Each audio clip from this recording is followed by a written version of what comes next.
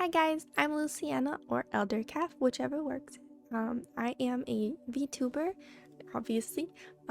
I usually stream on Twitch on Tuesdays and Thursdays, but I really have been wanting to try making YouTube videos for a long time, so here I am, finally making it. So, today we're going to talk about color, and I'm really excited about this topic because there's a lot that goes into it, and I know we're not going to get to cover it all, so I wanted to break it down into the 5 most basic tips that will help you understand color. I might make this a series in the future if you guys have more questions, so feel free if you have any questions while I'm going on to throw them down in the comments below. I am happy to answer them, and if there's enough questions, I will make a follow-up video. So to start us off with tip number 1, learn the basics. And by basics, I mean the color wheel. If you have ever looked up any colors in your lifetime or looked up color schemes, stuff like that, I'm sure that you have seen some iteration of this. Basically what it is it shows us relatively the colors of the rainbow and how they interact with each other. So looking at the color wheel, you can kind of see how they all interact with each other. So for example, this color is a mix of this color and this color. So that's how we would get that, is by mixing blue and violet, you would get a blue violet. And then, like, for example, if I wanted a green, like a yellow green, I would mix yellow and green. So that's why these things are together on the color wheel. So the next thing that we can look at is how things are placed across from each other in the color wheel. So for example, violet and yellow are pretty much right across from each other in this color wheel. So what that would mean is, I guess violet's here. What that would mean is that those are complementary colors. So they would look pretty good when put next to each other. So for example, let me grab this color. So that would be our violet and then our yellow. Like, those look good together.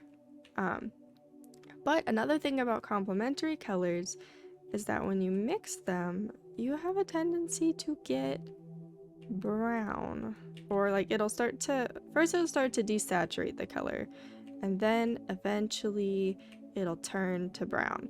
So that's a good thing to think about whenever you want a desaturated color, or if you're painting and you're thinking, oh, this color is super bright, you can always try mixing it with its complementary color to make like a more muted color.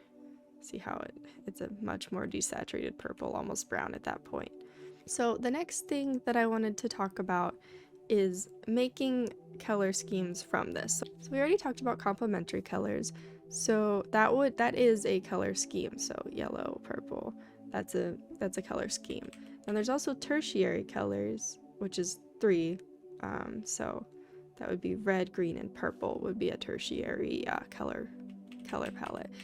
I'm not going to go too deep into those, but I will leave some references and resources in the thing below, the bottom, the box, so that way you guys can do a little bit more research if you're interested. But there's just way too much to go into with all of that, so with that, let us go right into tip number 2. Okay, so now on to tip number 2, use references. References are so important whenever you are starting to learn about color, and even like further down the line, like references are always important. Doesn't matter if you're a beginner artist or if you're a seasoned professional, use references. They will save your life. They are the best thing ever. Use references 100 times. Just imagine like a big neon sign that says use references, and that's what I mean. So for example, we're gonna look at these 3 pictures. You can tell that the color and the lighting is very different in all 3 of these pictures. What I want to show you by using these references is the fact that, like, say I'm looking at this picture. Like, you might be tempted to think like this is a super bright red arrow and like these are all whites, but they're all different tones and shades of white. Like this white is actually pretty white, but that's another thing that you have to be careful with references, is that you have, like, at least image references, is that it's possible that they have been filtered or they have been altered in some way to make the colors look a little different than they might in real life. So for example, I could probably assume because of this bright red arrow behind her, she would probably have some like some reds on this side of her jacket. I'm just guessing. So that's what I mean by like studying multiple references, because sometimes these kinds of references can be deceiving. Not deceiving, I suppose is the right word, but more like they're made to look pretty, so they might not always represent nature as much as probably possibly could. So for example, like if we look at her face, you might be tempted to pick like, I don't know, maybe like a desaturated brown color. But when you look closer, you'll notice how orange and like bright and saturated that her face color is. So if I just color pick off of her, this is the color that we get. So this is what I mean by use references, because like this is a pretty bright orange and that's a pretty dark brown, but they're both very saturated, which means they're both like, you know, really bright colors in a way. So, and that's why it's really important to use references, because otherwise you might be tempted to use like a color like that when it's not at all representative of what like a dark skin tone would look like. Dark skin tones are usually, you know, pretty bright, pretty saturated. So that's just, you know, my example here. And then like when we go on to this picture, you can see that she's got such bright lights coming from both sides that like you might be tempted to put like a bright red, but like it's actually kind of orange, you know? It's kind of light as opposed to like a neon red. And then like this blue is pretty, it doesn't look like a blue, it's almost like a cyan, you know what I mean? I hope this is making sense. But and like that up there is super dark, but it looks bright. Like this, that the highlight on her hair up here looks bright, but it's super dark, really. So you kind of have to pay attention to your references. And I don't suggest color picking off of your references like this. Let's just use this as a learning tool, because like I said, sometimes even the references themselves can be deceiving. So now this, you might be tempted to draw a blue ocean, but I will actually show you that this is a field of gray. Everything is gray. They're blue grays, but you know, like none of this is super bright blue like you would expect an ocean scene to be, like and then like this bright yellow, it's brown. So you really have to like pay attention to like what you're looking at, and maybe even color pick a little bit from references. It's a good point to start with, but try not to get dependent on color picking from references, because it's better to build up your skill of your eye and noticing that this is gray, instead of always color picking from it, if that makes sense. So basically, this exercise was just to show you how to train your eye. I want you to maybe grab a couple images off of like a free reference site, and once you get those images, I want you to do this, to pick colors out of it, and notice that, like, you know, maybe that ocean scene that you thought was blue is actually a sea of gray, and that the dark blue isn't as dark as you thought it was, or that skin tone's actually a lot brighter and more saturated than it appears. So just pay attention to you know, what's around you, and yeah. And tip number 3, we have come back to the color wheel, because it actually kind of piggybacks off our last one, is that color is deceiving, especially whenever you think about what color surrounds it.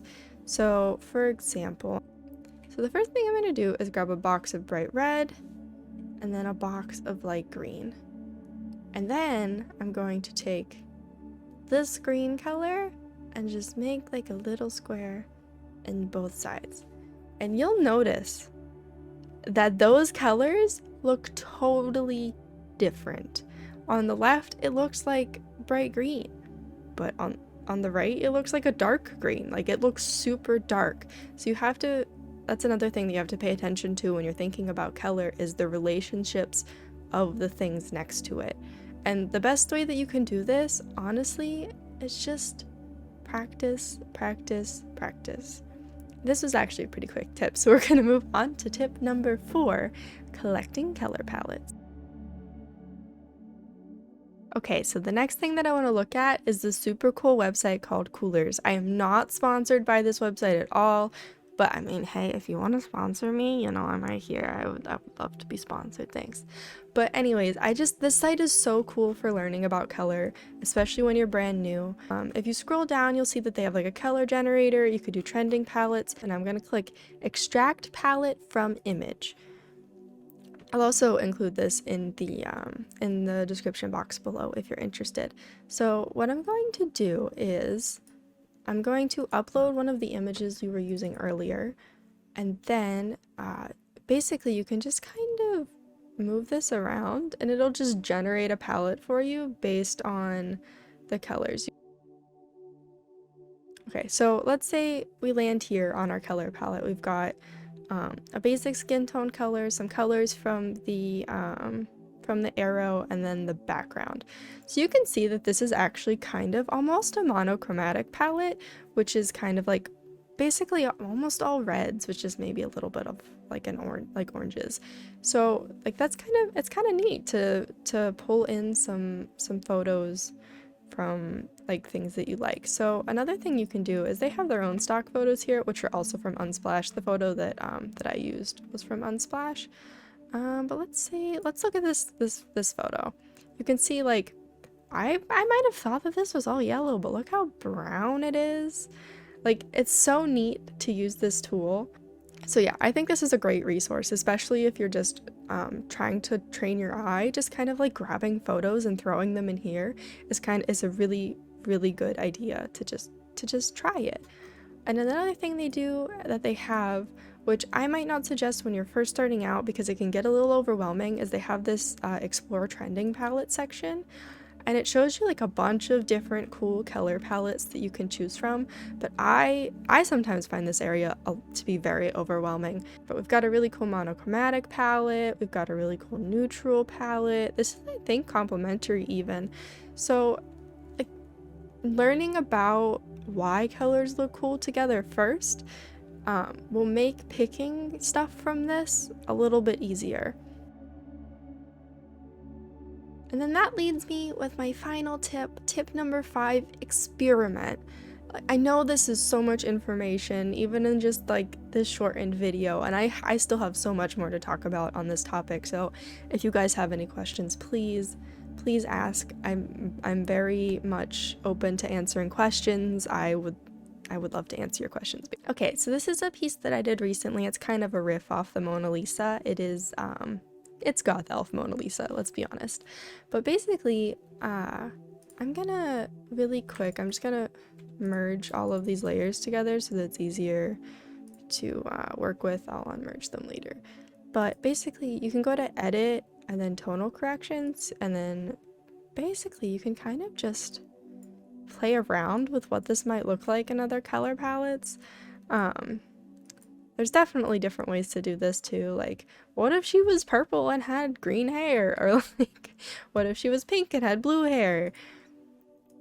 It's just kind of interesting to see what this might look like.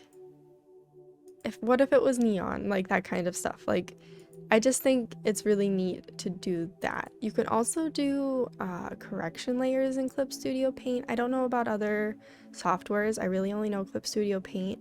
But if you go to layer, and then correction layer, and then gradient map.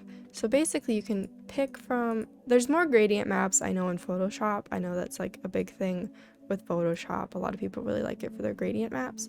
But say I wanted to put this blue gradient over top of it. I can even change these colors up instead of making it like grays here, because I don't necessarily want them to be grays. and just how this would look like with the blue filter over top. Like, how does that change the mood? Like, it feels a lot more dreary and almost misty in this picture once I add the blue to it, maybe even underwater. So like, just how much color can change a piece, but you won't really know that until you experiment and study and look at what other people are doing. But yeah, I think that's all I really have to say right now. Just experiment, have fun, and enjoy color, because it's exciting. There's a lot of things that you can do. There's a lot of ways to experiment, and I hope that this was helpful and that you guys enjoyed it. And yeah, have a great day, and I will see you next time. Bye bye.